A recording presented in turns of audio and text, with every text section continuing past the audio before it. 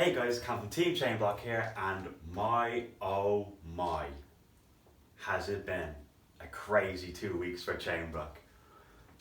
It started out with us hitting our goal of 251 subscribers, and surpassing it, officially making us Ireland's #1 YuGiOh team.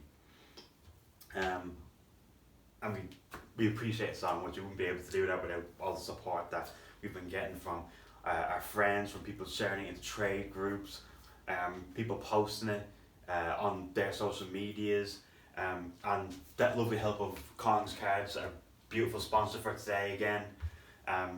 You can use that discount code Chainblock5 at discount, and at your checkout for any Photon Hypernova singles. I think it's still Photon Hypernova singles. I'll have to double check that.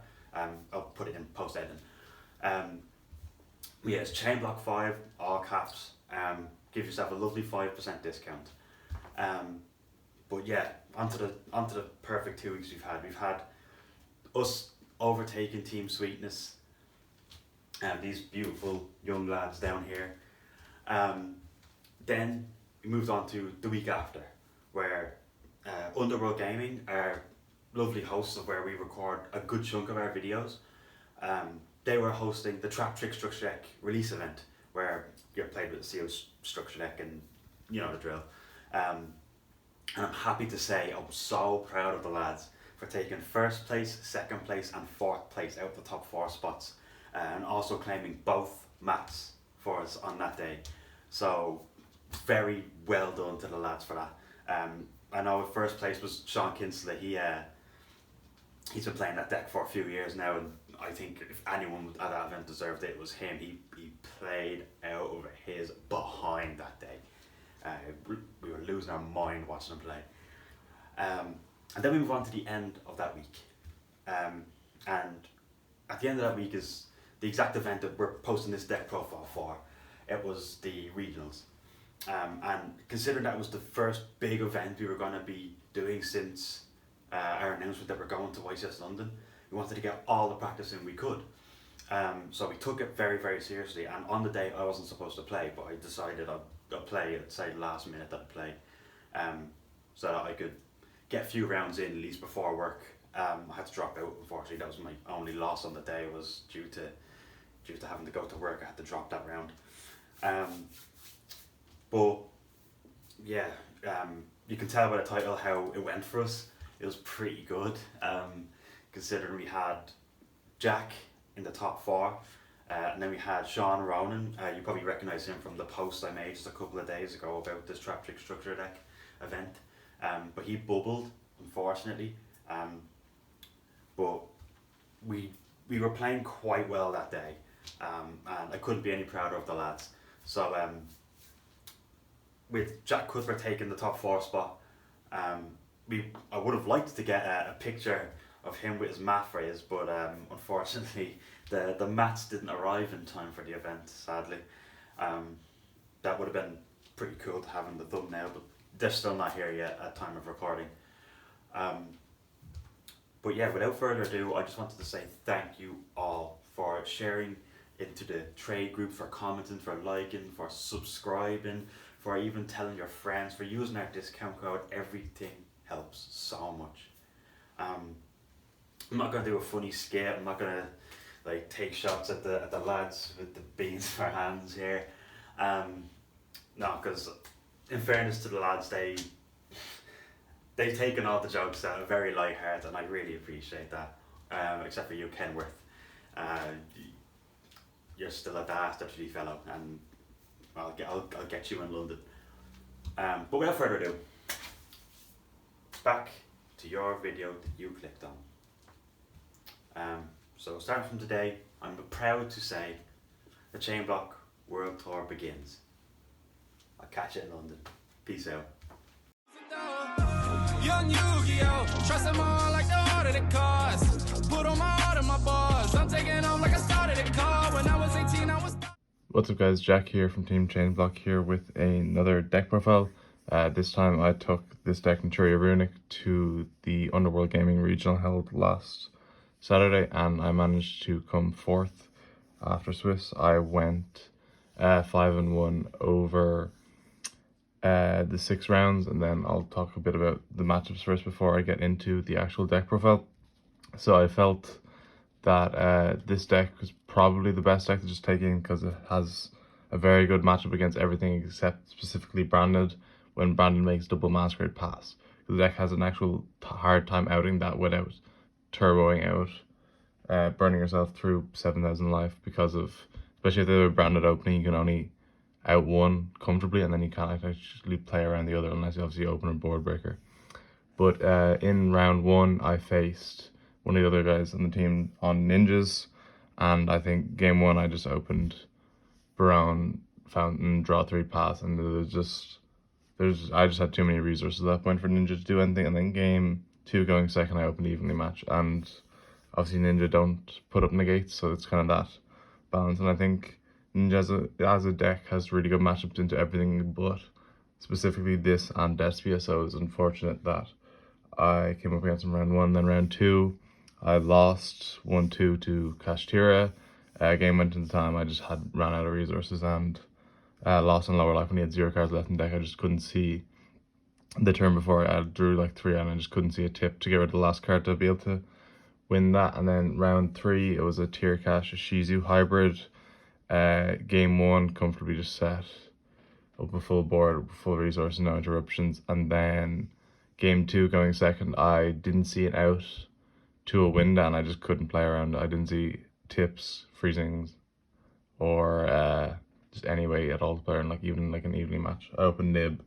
Obviously you can't nib on the 5th summon with window up, so that was unfortunate. And then game 3, just opened that piece, and then you'll see the time card I have on the side that I was able to just turbo out. Obviously I opened it, but I was able to turbo out to the point where I had 2, so it was comfortable. And then in round 4, I faced Mathematic Salamangreat, which game 1 he ended on a nib token, and game 2 played into a nib token while he was trying to kill me. While he ended, like, game 2 I opened poorly and he opened well. I opened like 3 Camillas, which is an awkward hand to try like dig out of. And then yeah, he tried to push for lethal and he ended up pushing into a nib token, which for me was fortunate because I was able to then establish winning position on the crackback. And then round 5, I had a random matchup where the game 1 I opened terribly. I opened like double evenly match, double Ash Fountain, obviously, which is not ideal going into Branded. Obviously the Ash stops their plays to save me alive, and then the double evenly match in the battle phase managed to like put enough of his resources away that I was able to come back on the next turn and actually play. So it was nice that game 1 went to 40 minutes. And then obviously game 2 I had the Scarlet Red Dragon Archfiend in the extract with the burn for 500 to ensure the win. And then round 6 was against Kashtira. That was just a 2-0 game when I opened perfect and they just couldn't play through the board. And then game 2 they bricked, but they opened Shifter, so it just slowed my play down a turn. But I ended on Fountain, set 1 pass, and that was enough eventually on the crackback to just establish control and just be able to push through and eventually just win on resources. So I'll get into the deck now. So I'll move these to the side for a minute.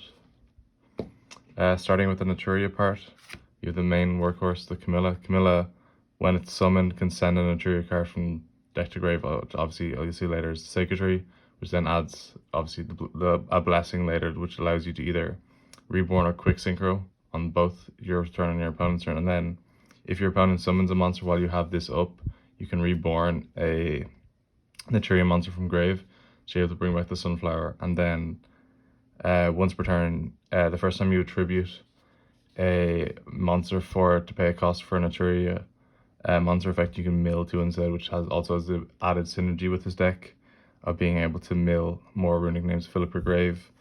And then you have 3 Mole Cricket, which is actually the preferred starter because Mole Cricket can tag itself out into Camilla, which then puts the body back, and then also gives you a body for blessing to bring back if you want to end on that piece. Mole Cricket pass. And Mole Cricket also baits Ashes because it's an ashable effect, so it attributes itself for cost to special summon from deck. And then obviously if they ash this, your Fountain then can resolve without any fear of an ash later. And then the last monster is the Sunflower. This attributes itself in one of the Naturia monsters to negate and destroy a monster effect.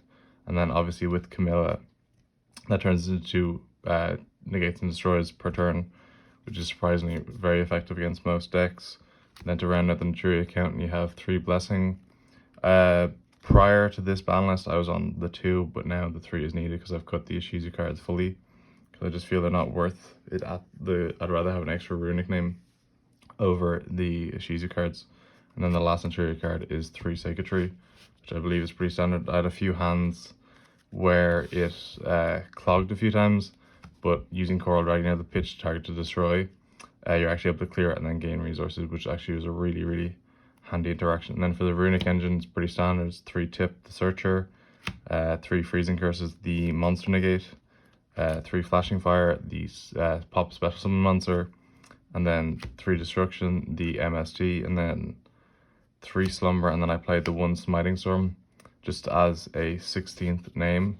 And it also came up in the game against Brando where I was able to get rid of the exact amount of cards left in deck to just be able to speed up. Like, obviously, we wouldn't have ran into time in game 1 anyway, but it was getting closer to time.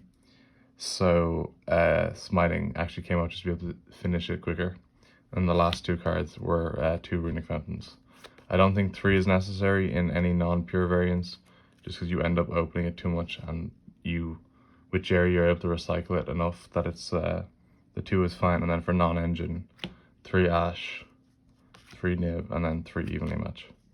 I was considering playing Book of Eclipses over the Nib, but I thought with how it would be, the meta would be at a regional, there'd be enough rogue that Nib would be able to work, and obviously then it came up in the Matt Salah matchup where it was just the MVP. And then even all day against Kashira, like round 6, they played around Nib. That allowed me to just pitch the Nib as a card to discard for Hugin to be able to get into Fountain, which, like, I'm not going to complain about. And then Evenly Match is just one of the best board breakers, and it's very widely available now. So like, you'll see in the extra deck that there's times where you actually just blind make Barkion over Nat Beast just because you have to play around the Evenly Match.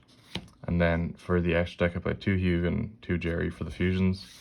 I actually didn't miss the 3rd Hugin today. I thought I would. I've missed it a few times in testing, but I'd rather the versatility I had with the extra synchros I played over the 3rd Hugin. And then for the synchros, you had Nat Beast, Barkion, Coral Dragon, and Stardust Charge Warrior for low levels. Nat Beast obviously is the spell negate, Barkion's a monster negate, or the trap negate. Coral Dragon's your level 6 tuner, which draws 1 off when synchros.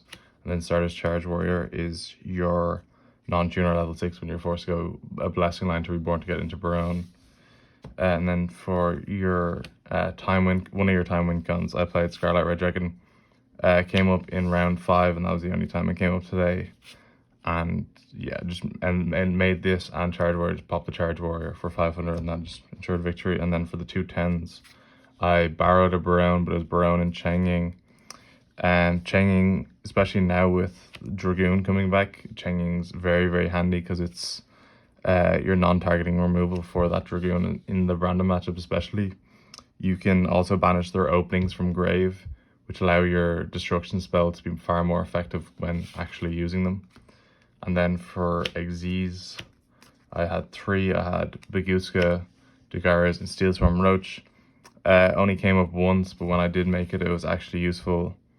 And I probably would cut this for another link, just as I felt that the deck did well enough into Kashtira that it didn't need the Roach to be able to come out. I'd probably cut it for an Earth Charmer, or maybe just another generic link too. Even a second Donner wouldn't be bad, because Donner came up a lot.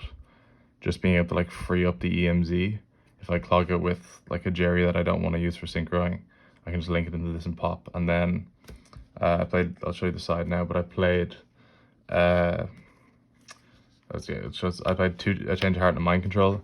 These came up in round 1 and round 4, where I literally just steal something and then just make you'll go into the Moa Cricket Tribute to get 2 because they have the biggest monster on board, and you steal 1 and link it off of Donner to pop that monster, and then you can use the other name that you summoned off the Moa Cricket to then actually send your own plays. And then the other one I played was Duster. I didn't see it all day, I didn't need to see it all day, but I like having that out to Imperial Iron Wall if I have it in the deck. Obviously it's not ideal. It's not ideal to rely on a 1-off to out it, but it has come up before where I have been just stuck under an Imperial Iron Wall and couldn't do anything because I didn't play an out. And then 3 Book of Eclipse. I didn't resolve it once today at 8 Nash every single time, which is completely fine with me. Trading 1 for 1 with it is pretty good in this deck because it means that Ash then isn't available to interrupt your fountain play, which is always nice. And then for other cards, I played 3 Dark Hole, just living in fear of Ibli. Probably in hindsight, probably swap this for enemy controller just because being able to tribute off the monster feels a lot better than just clearing the board, because obviously the Shangri-La has protection 90% of the time, so it kind of feels nice to be able to just take it instead of trying to wipe a board inefficiently. And then play 3D Barrier is pretty self-explanatory, hits pretty much everything, like Sword Soul, Branded, Kashtira, everything. It just stops their plays in the tracks. You just hold it until they Theosis, and they're easily locked anyway, and they can't make anything, so they're just passing on a half-built board. And then the last 3 I played in the side deck were 3 Firecracker. The reason I went with Firecracker over Dogwood is that I know most brand lists are only on the 1 Masquerade, and this trades favorably with that 1 Masquerade. If it's the only effect I use that turn, I can just pitch this, and I'll burn for 6, but they'll burn for 400 more, and it just ends up. It didn't actually end up mattering today, but it does come up, and it had come up in testing, at least in the scenarios I was picturing, because Branded no longer make double Masquerade because they don't have the space with all the new stuff. But yeah, no, that was the deck list for top 4 at the UnderWorld Gaming Regionals. Thank you for watching, and please like, comment, and subscribe, and remember to check out Kong's card using code CHAINBLOCK for a nice little discount off your purchase. Thank you guys.